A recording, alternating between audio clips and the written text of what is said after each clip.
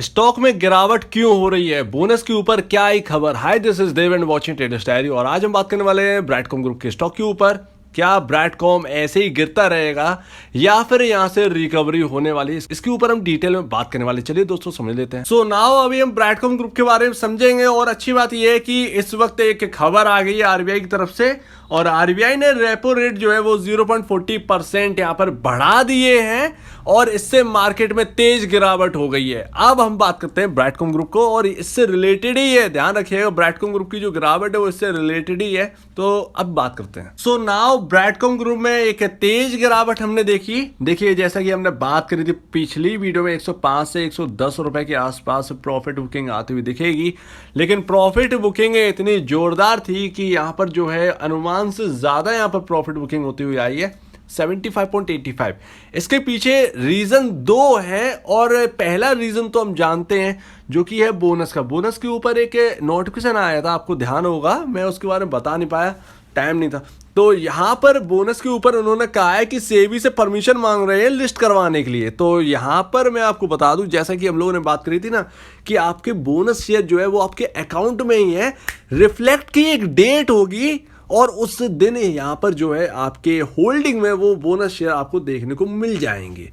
तो वही चीज़ कंपनी अब करिए, लेकिन मुझे इसका समझ में नहीं आता है कि इसका रीज़न क्या है कि बोनस पहले दे दें और उसके बाद में परमिशन लें। तो ये एक बेवकूफ़, ये जो भी आप कह लें, यहाँ पर जो है वो एक बचकानी हरकत है। मतलब सिर्फ कंपनी की नहीं, अगर सेबी का अगर कुछ ऐसा रूल है तो वास्तव में ये रूल जो है ना वो बेफिजूल के हैं और ये परेशान करने वाले हैं। ठीक है ना। तो कोई मतलब नहीं होता कि बोनस पहले अनाउंस कर दो, बोनस की डेट हो जाए और फिर उसके बाद आपको बोनस 1-1.5 महीने ना मिले और यहाँ पर जो है आप फिर परमिशन मांगते फिरें, तो इसका कोई मतलब नहीं है। खैर, जो भी है, हमारे हाथ में कुछ भी नहीं है। तो यहाँ पर हमें इंतजार करना होगा कि सेबी से क्या आता है और कंपनी हमको क्या बताती है, कौन सी डेट है जिस दिन रिफ्लेक्ट करेगी ये बोनस की डेट जो भी होगी। तो पहला रीजन तो हमने समझ लिया, लोग थक चुके हैं। किसी ने तो बोनस की वजह से यहाँ पर खरीद लिए थे सस्ते में और ऊपर बेच लिए, कुछ फंस गए, बहुत सारी चीज़ें हुई हैं इसमें। अब आज की बात करते हैं और उसके बाद दूसरे रीज़न की ओर बढ़ेंगे, जो कि सबसे बड़ा रीज़न है इसकी गिरावट का। हो सकता है कि यहाँ से और भी गिरे, हो सकता है कि यहाँ से रिकवर भी करे। तो यहाँ पर 75.85 का प्राइस है। अगर आप देखें आज अगर आप नोटिस करते हैं तो आप एक बात देखिए कि जो आपका लोअर सर्किट का जो लेवल है वहां पर आपके बहुत ज़्यादा नंबर ऑफ शेयर्स नहीं लगे। तो बेचने के लिए कोई आगे ज़्यादा नंबर ऑफ शेयर्स नहीं लगे, कोई ज़्यादा आगे नहीं आ रहे हैं कि भैया मुझे क्वांटिटी जो है वो इतनी ज़्यादा बेचनी है और मैं आगे लगा हुआ हूं। तो इतनी कोई बड़ी क्वांटिटी बेचने के लिए नहीं आई है। प्रेशर यहाँ पर ये कह रहा है कि यहाँ पर प्रेशर जो है वो कम हो रहा है, टेक्निकल चार्ट भी कुछ और ही कह रहा है। तो प्रेशर तो यहाँ पर ज़्यादा नहीं है, बाकायदा यहाँ पर जो है वो जो प्रेशर है वो यहाँ पर ख़रीदारी भी इतनी नहीं हो रही है जिस तरीके से हम सोच रहे हैं कि यहाँ पर ख़रीदारी हो रही। तो ख़रीदारी भी उस हिसाब से नहीं है, उससे ज़्यादा बिकवाली है, इसीलिए यहाँ पर जो है थोड़ा सा नीचे आ रहा है। ये लगातार नीचे आता जा रहा है, लेकिन बहुत बड़ी बिकवाली कहें तो इतनी बड़ी नहीं है, और कहें बहुत बड़ी ख़रीदारी तो इतनी बड़ी ख़रीदारी भी नहीं है। सो यहाँ पर एकदम कहें तो न्यूट्रल है। अब जो हमने इतनी बड़ी गिरावट देखी, उसके बाद एक उछाल, फिर उसके बाद एक गिरावट, तो इतना अप एंड डाउन में क्या देखा। देखिए 105 रुपये 110 रुपये के आसपास प्रॉफिट बुकिंग इसलिए बोली थी क्योंकि अगर आप देखें जरा यहाँ पर थोड़ा सा नोटिस करिए, तो जब हम भागे बोनस के बाद जब हम भागे तो यहाँ पर जो सबसे ऊपरी जो लेवल था वो था 105 रुपये का। वहाँ पर हमने एकदम डाउन साइड देखी, उसके बाद हम लगभग 95 के आसपास आए, फिर हमने चढ़ाना उसके बाद स्टार्ट कर दी। 105 रुपये क्रॉस हुआ, जैसा कि मैंने कहा था कि 105 से 110 के आसपास आ सकते हैं, क्योंकि अगर एक बार ये लेवल निकल गया, पहले दिन अगर ये टिक गया, अगले मतलब आज क्रॉस किया, अगले नेक्स्ट डे अगर टिक गया, उसके भी अगले नेक्स्ट डे अगर टिक गया, तो ही हम मान सकते हैं कन्फर्मेशन होता है। तो पहले दिन तो टिका, दूसरे दिन यहाँ पर गिरावट आई और लगातार यहाँ से जो है गिरावट चल ही रही है। अब आरएसआई आपका जो है वो 36 पर आ चुका है, तो ओवरसोल्ड, हाईली ओवरसोल्ड जोन में हम हैं, और इसीलिए यहाँ पर आपको दिख रहा हो कि बिकवाली भी कम है और खरीदारी भी कम है। तो यहाँ पर कभी भी बाउंस बैक आ सकता है, लेकिन वो बाउंस बैक कितना सस्टेनेबल होगा ये कहना काफ़ी ज़्यादा मुश्किल है, क्योंकि देखिए हम काफ़ी ज़्यादा यहाँ पर जो है काफ़ी ज़्यादा हमने टाइम स्पेंड किया है और हमने देखा 8 रुपए से 200 रुपए जाते हुए शेयर को, और उसमें कई सारे बदलाव आते हुए। तो एकदम आप कहें कि लगातार हम चलते जाएं तो ऐसा पॉसिबल नहीं है, हमें गिरावट का सामना करना होगा। अब दूसरा रीज़न क्या है, अगर आपने नोटिस किया हो तो आपने देखा होगा कि जो डाउ जोन्स है वो 32,800 के नीचे चला गया था अभी, और ये वो लेवल है क्योंकि हमने डाउ जोन्स को 37,000 पे जाते हुए देखा। इंडियन मार्केट उस वक्त गिरा नहीं जब ये 32,800 गया।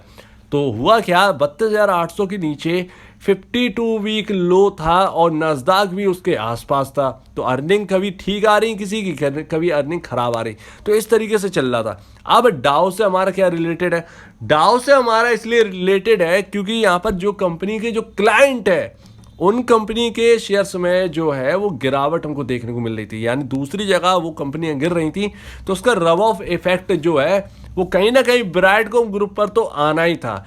एक एग्जांपल के तौर पे समझाता हूं, कल आपने डिक्सन जो है, डिक्सन टेक्नोलॉजीज को यहाँ पर जो है शाओमी के ऊपर खबर आई थी, शाओमी के 5500 करोड़ यहाँ पर जो है असेट जो है 5500 करोड़ के असेट जो है वो जब्त कर लिए गए, और डिक्सन टेक्नोलॉजी 10% यहाँ पर गिरता हुआ नजर आया, जबकि उसके असेट से, शाओमी के असेट से डिक्सन का कोई लेना देना नहीं था।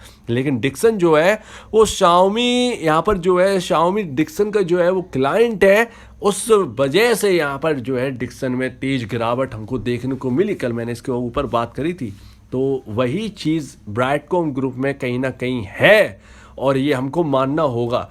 दूसरी बात, और माफ कीजिए तीसरी बात यहाँ पर जो है, जो अभी हमने देखा कि आरबीआई ने यहाँ पर रेपो रेट बढ़ा दिए। देखिए हुआ क्या है कि आपकी बनाई बनाई मेहनत जो है वो सब कबाड़ हो जाएगी। डॉलर अगर और मजबूत हुआ तो हमारे मार्केट में आईटी सेक्टर की कंपनी को तो अच्छी बात है, लेकिन हमारे जो जेब है, जो हमारी पॉकेट है, उस पर हमारे मार्केट से ज़्यादा हमारी जेब पर असर पड़ने वाला है। देखिए अगर आप चाहें भले ही होल्ड करें टीसीएस या कोई भी शेयर होल्ड करें और वो बढ़ जाए डॉलर बढ़ने से, लेकिन कोई मतलब नहीं है, क्योंकि आपके जो आपका रोजमंदा है ना वो इतना महंगा हो जाएगा, लॉजिस्टिक इतनी महंगी हो जाएगी और इन्फ्लेशन इतना महंगाई इतना ज़्यादा बढ़ जाएगी कि आप पर दोहरी मार पड़ेगी। तो मार्केट में पैसा कमाने से भी कोई काम नहीं बनेगा।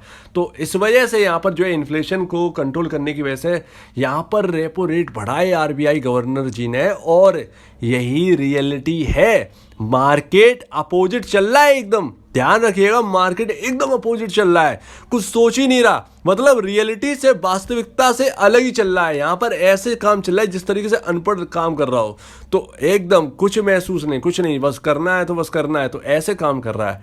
तो यहाँ पर जब इन्फ्लेशन इतना बढ़ जाता है ना, पहले मार्केट गिर जाते थे, अब मार्केट गिरता नहीं है, अब मार्केट चलता है, तो उसे चलाया जा रहा है। और यही लिक्विडिटी अब प्रॉब्लम बनने वाली है, क्योंकि यहाँ पर यूएस में ना आज आने वाला है, आज फेड की बैठक है, और आज पता चलेगा कि आज रेपो रेट जो वहाँ पर जो भी रेट है, इन्फ्लेशन का जो रेट है, क्या वहाँ पर करना है, ब्याज दरें कितनी बढ़नी है, कितना बढ़ाना है, और बैलेंस शीट वहाँ पर कम और होनी है।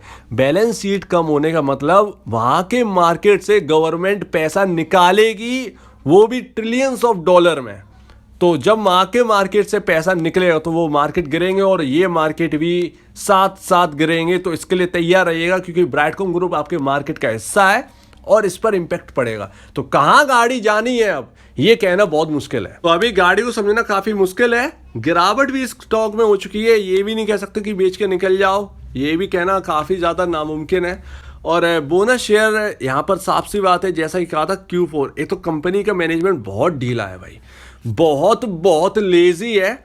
इससे ज़्यादा यहाँ पर एक शर्मनाक बात है, अभी तक आपकी डेट नहीं आई है इसके ऊपर, तो आपके Q4 के रिजल्ट कब आने हैं इसके ऊपर कोई डेट ही नहीं है। तो बहुत बिल्कुल ख़राब बात है।